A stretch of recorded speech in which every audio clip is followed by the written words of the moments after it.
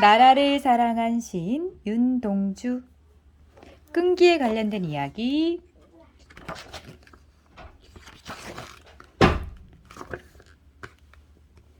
현아야, 우리 학원 갈 시간이라 먼저 갈게. 안녕. 다들 가버리잖아.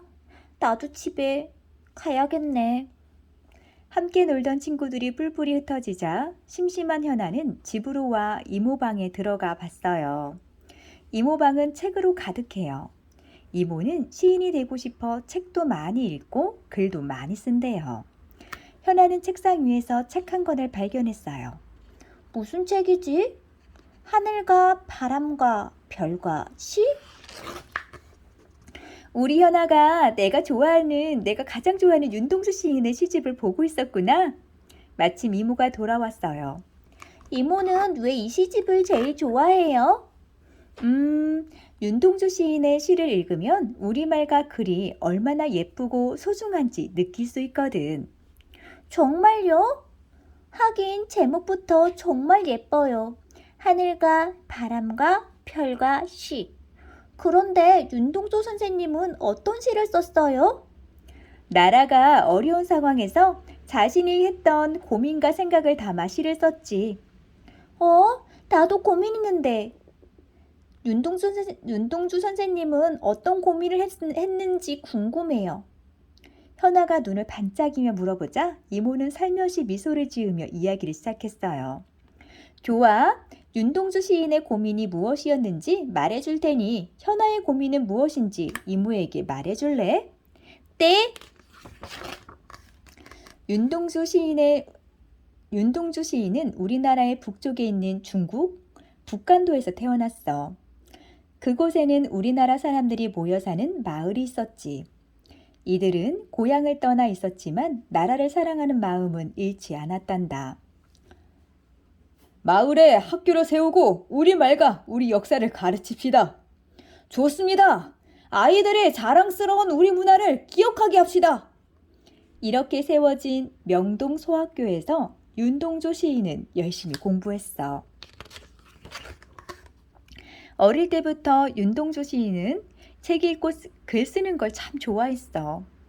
사촌인 송몽규와 함께 어린이 잡지를 우편으로 받아보기도 했지. 몽규야, 나 아이 생활 다 봤는데 너도 볼래? 당연하지. 나도 빨리 보고 싶어서 얼마나 기다렸다고. 우리도 이렇게 잡지를 만들어 보면 어떨까? 우리가 책을 읽고 느낀 점을 글로 쓰는 거야. 친구들의 글도 모아서 싣자.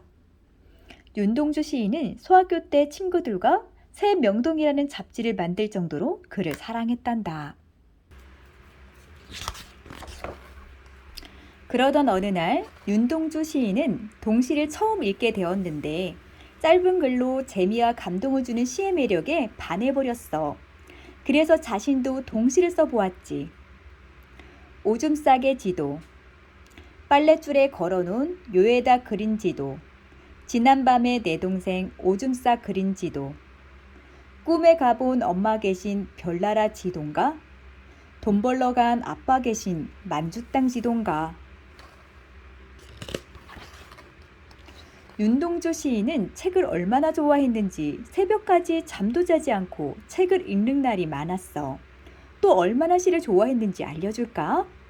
윤동주 시인은 특히 좋아했던 백석 시인의 시집 사슴을 갖고 싶어 했는데 더 이상 그 시집이 나오지 않아 살 수가 없었어. 그래도 포기할 윤동주 시인이 아니지. 도서관에서 그 시집을 빌린 후에 며칠 동안 직접 손으로 다 베껴 썼대.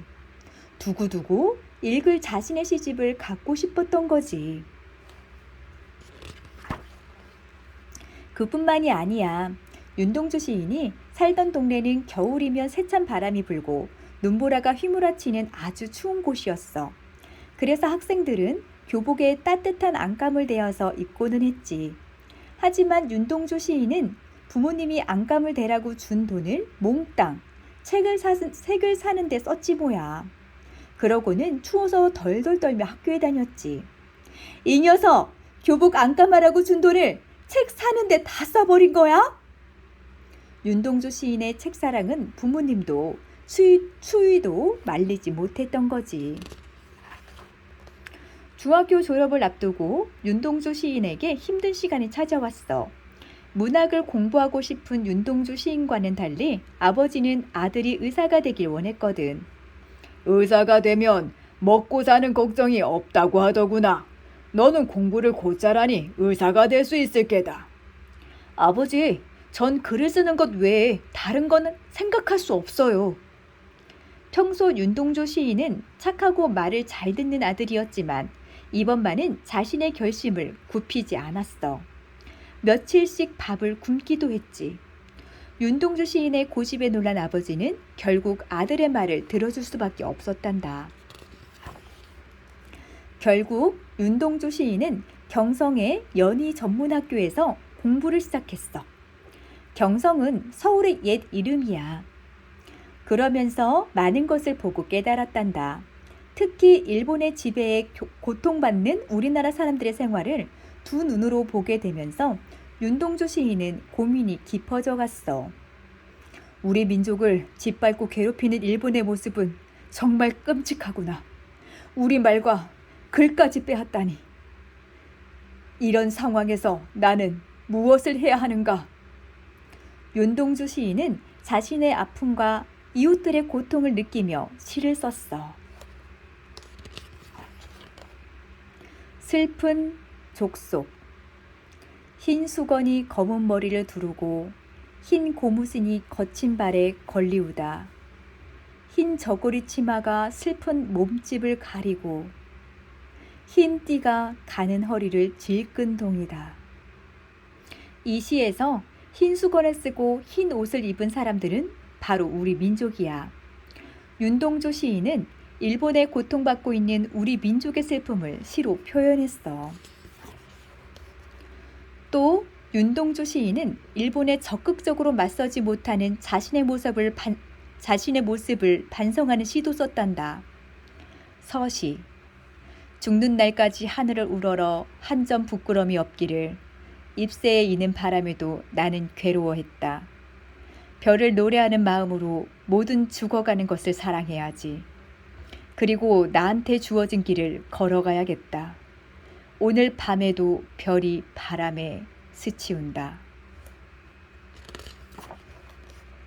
어느덧 대학교 졸업을 앞둔 윤동주 시인은 졸업 작품으로 그동안 쓴 시들을 모아 책을 내려 했어. 하늘과 바람과 별과 시라는 제목으로 말이야. 하지만 교수님이 걱정하며 말했어. 지금은 일본이 우리말로 글을 쓰는 것조차 막고 있는데 우리말로 된 시집을 냈다가는 자네의 목숨까지 위험해질지도 모르네. 윤동주 시인은 어쩔 수 없이 자신이 쓴 시의 원고를 후배에게 맡기고 문학을 더 공부하기 위해 송문교와 함께 일본으로 유학을 갔어. 윤동주 시인은 일본의 작은 방 한 칸에서 지내며 열심히 공부했어. 하지만 일본을 원망하면서도 일본에 유학을 와 있는 것이 마음에 걸렸어. 또 그런 와중에도 쉽게 시를 써내는 자신의 모습이 부끄럽기도 했지. 한때 같이 공부를 했었던 한 친구는 지금 독립투사가 되었고 나와 한 동네에 살던 이웃은 일본 순사에게 붙잡혀 고문을 당했어. 그런데 나는 지금 여기에 앉아서 시만 쓰고 있구나. 사람을 괴롭히는 거지요. 일본 사람들이 사람을 데리고 가서 괴롭혔어요. 우리나라 사람 데리고 가서. 그걸 고문이라 그래요. 윤동주 시인은 이렇게 자신에 대한 반성, 독립을 바라는 마음, 고향에 대한 그리움을 담아 수없이 많은 우리말 시를 썼단다. 그러던 어느 날이었어. 일본 유학 중에도 우리나라 유학생을 모아 독립운동을 하던 송문교가 잡혀가고 그와 가까운 사이였던 윤동주 시인도 감옥에 끌려가게 되었어. 일본 경찰은 윤동주 시인의 시에 일본을 반대하는 내용이 없는지 꼬치꼬치 따졌어. 또 밥도 제대로 주지 않고 온갖 굳은 일을 시켰지. 윤동주 시인은 감옥에서 힘든 일을 많이 겪었단다. 결국 윤동주 시인은 일본의 감옥에서 쓸쓸히 세상을 떠났어. 나라와 고향에 대한 그리움과 사랑을 담아 시를 쓰고 끊임없이 스스로를 고민했던 젊은 시인의 죽음을 모두 안타까워했지. 사람들은 윤동주 시인을 그리워하며 그가 다녔던 일본의 대학과 연희 전문학교, 그의 고향 북한도에 서시가 쓰여진 비석을 세웠단다. 이모, 윤동주 선생님의 이야기가 정말 슬퍼요. 윤동주 시인은 안타깝게도 세상을 떠났지만 우리들 마음속에서는 영원히 살아있을 거야. 그럼 이제 현아의 고민은 무엇인지 들어볼까? 내 고민은 사라졌어요. 같이 놀던 친구들이 학원 때문에 가버려서 속상했는데 그럴 때는 윤동주 선생님처럼 좋아하는 책을 읽을래요. 나도 사람들이 좋아하는 시를 쓰고 싶어졌거든요. 우리 현아 멋진데? 이모는 빙긋 웃으며 현아의 머리를 쓰다듬어 주었어요. 와, 끝.